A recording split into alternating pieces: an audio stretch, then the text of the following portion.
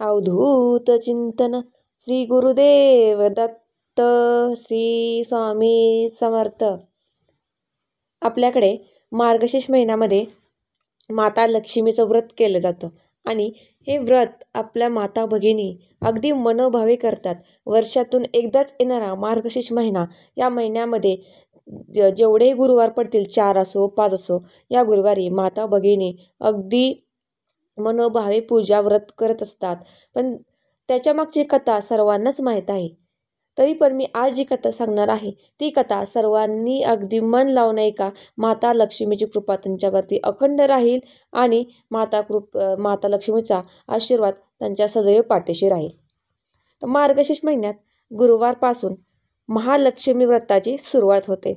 अनेक घरांमध्ये वर्षानुवर्ष महिला या प्रकारचे व्रत करतात. गुरुवारी अनेक सुवासिनी स्त्रिया मनोभावे हे व्रत करतात. लक्ष्मीची पूजा करून उपवास करतात किंवा सवासिनी स्त्रियांना हळदी कुंकू लावून वाण दिले जाते. गुरुवारपासून या व्रतांची सुरुवात झाली.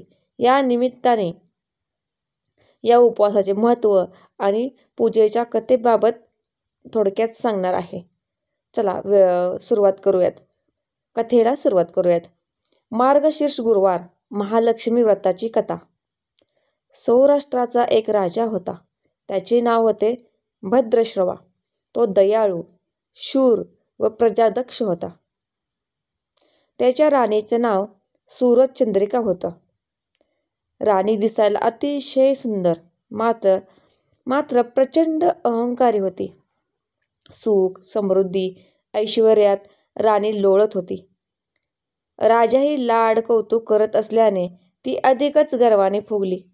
त्या दोघांना 7 पुत्र आणि 1 कन्या झाली. या कन्येचे नाव शांबाला होतं. एके दिवशी लक्ष्मीदेवीने विचार केला की मी भद्रश्रवा राजाकडे काही दिवस जाऊन राहते. त्यामुळे त्यांच्या संपत्तीत अधिकच वाढ होईल. परिणामी प्रजाही सुखी होईल. मी जर कोणा गरिबाकडे गेले तर स्वार्थाने तो स्वतःचे हित पाहील. म्हणून लक्ष्मीदेवी वृद्ध ब्राह्मण स्त्रीचे रूप धारण करून भद्रश्रवा राजाच्या दरबारी येते.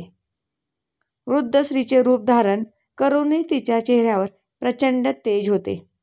तिला पाहताच दरबारातील एका दासीने तिची विचारपूस केली. त्यावर वृद्ध स्त्रीच्या रूपातील लक्ष्मीदेवीने सांगितले की तुझी राणी मागच्या जन्मात ती एका वैश्याची पत्नी होती. तिचं नवऱ्यासोबत अजिबात पटत नसे.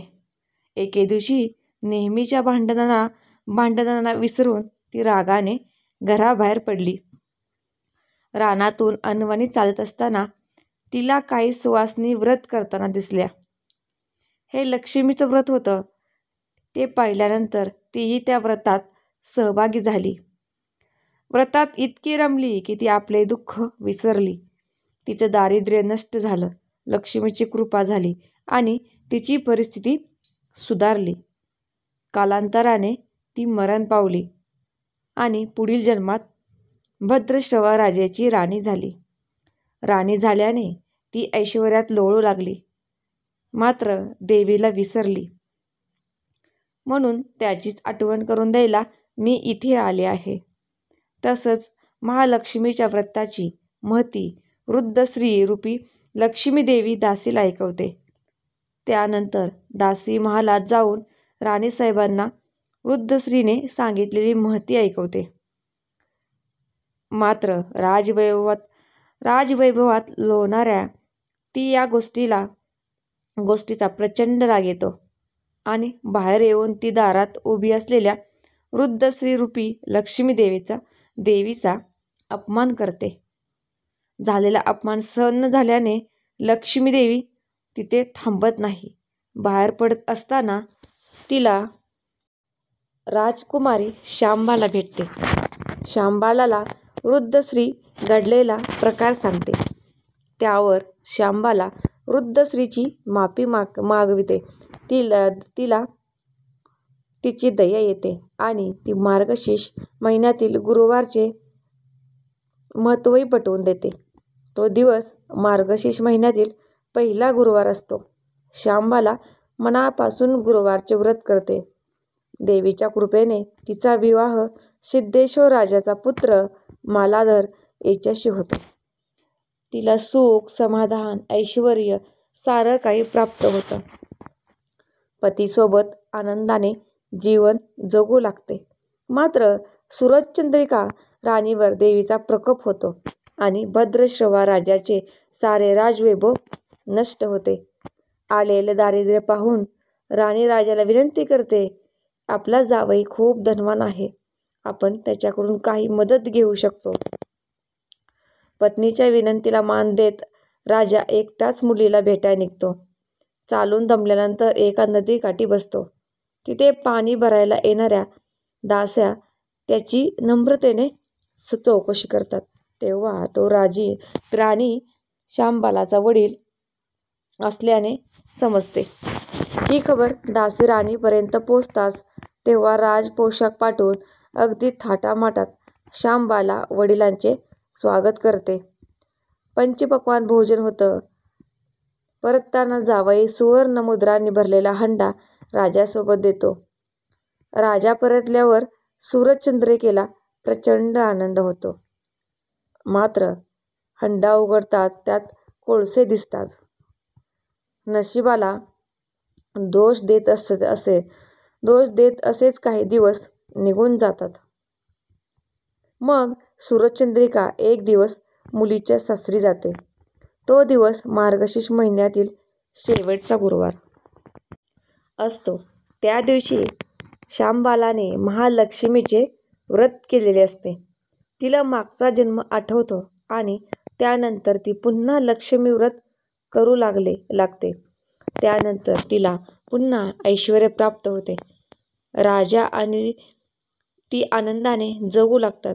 काही दिवसानंतर शांबाला आपल्या माहेरी येते. तेव्हा राणीला कोळशाने भरलेला हंडा आठवतो. त्यामुळे तिचे कोणत्याही प्रकारचे आदरातिथ्य ती करत नाही. याउलट अपमान करते. सासरी परतताना तिला काहीच देत नाही. मात्र याचं कोणतंही दुःख करून न घेता मुठभर मीठ घेऊन ती सासरी परतते. सासरी आल्यानंतर पती मालाधर तिला विचारतो, माहेरातून काय आणलंस? त्यावर ती उत्तरते, मी तिथेल सारं आणले आहे. याचा अर्थ काय? या पतीच्या प्रश्नाला उत्तर देण्यासाठी ती एक दिवस अळणी स्वयंपाक करते. जेवणातील अळणी पदार्थ चाखतो. त्यानंतर शांबाला पाण्यात थोडंसं मीठ वाढते. त्या मिठाने साऱ्या अन्नाला चव येते. तेव्हा शांबाला म्हणते, हेच आहे माहेरून आणलेलं सार. मी जेवणाचे अमृत आहे. मीठ हे जीवनाचे अमृत आहे. अन्नाला चव येते ती मिठानंच. मीठ नसलेला पदार्थ अळणी. ज्याचं मीठ खावं त्याच्याशी इमानी असावं. त्याचं रक्षण करावं. कामात कसूर झाली तर प्रसंगी प्राणही द्यावे. शांबालेच्या बोलण्यातील खोच पती जाणतो. त्यानंतर मालाधर राजा निश्चयाने उठला.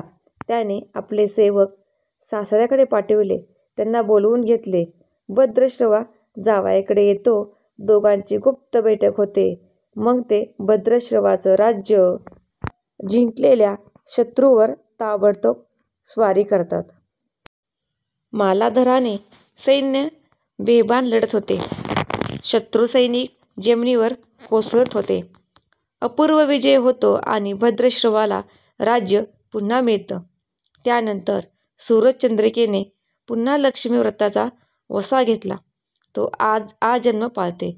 या व्रतामुळे राजा राणी सुखी झाले. जे कोणी महालक्ष्मी व्रत श्रद्धेने आणि मनोभावे करतील त्यांना श्री महालक्ष्मी प्रसन्न होऊन त्यांच्यावर तिची कृपा होईल. पण श्रीमंती आल्यावर सुद्धा माणसाने उतू नये. नित्यनेमाने श्री महालक्ष्मी व्रत करावे.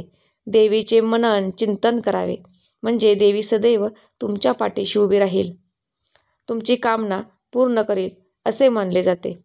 आंब्याच्या डहाळ्या चौरंग्यावर चौरंगावर मांडलेला पाण्याने भरलेला कलश आणि महालक्ष्मीचं रूप म्हणून तिची स्थापना केलेली मूर्ती, सजवून केलेली आरास या व्रताचं महात्म्य वर्णन करत लक्ष्मीचा केला जाणारा स्तुतिपाठ, आरती, नैवेद्य असे रूप या काळात घराघरांमध्ये पाहायला मिळते. कुटुंबात धनधान्य आणि लक्ष्मीची कायम भरभराट राहावी यासाठी ही पूजा केली जाते. लक्ष्मीला गोडाधोडाचा नैवेद्य दाखवला जातो किंवा मनोभावे लक्ष्मीची कहाणी वाचतात. पूजेच्या शेवटच्या गुरुवारी उद्यापन केले जाते. या दिवशी हळदी कुंकू देऊन सुवासिनींना फळे तसेच इतर वाण दिले जाते. या महिन्यात मांसाहार करणे अनेक घरांमध्ये टाळलं जातं. तर अशा प्रकारे लक्ष्मी व्रत कथेची कहाणी होती आणि लक्ष्मी व्रत कसं केलं जातं हेही आजच्या व्हिडिओमधून सांगितलं. तर तुम्ही व्हिडिओ अगदी शेवटपर्यंत पाहिल्याबद्दल तुमचे धन्यवाद. माता लक्ष्मी तुमच्यावरती सदैव कृपा बरसत राहो हीच माता लक्ष्मीचरणी प्रार्थना करते. झालेली सेवा माता लक्ष्मीचरणी अर्पण करते. हा व्हिडिओ इथंच थांबवते आणि ज्यांनी अगदी शेवटपर्यंत कहाणी ऐकली त्यांनी कमेंटमध्ये नक्कीच सांगा. भेटूया पुढच्या काही छानशा व्हिडिओसोबत. तोपर्यंत आनंदी राहा. आपले छान छान व्हिडिओ पाहत राहा.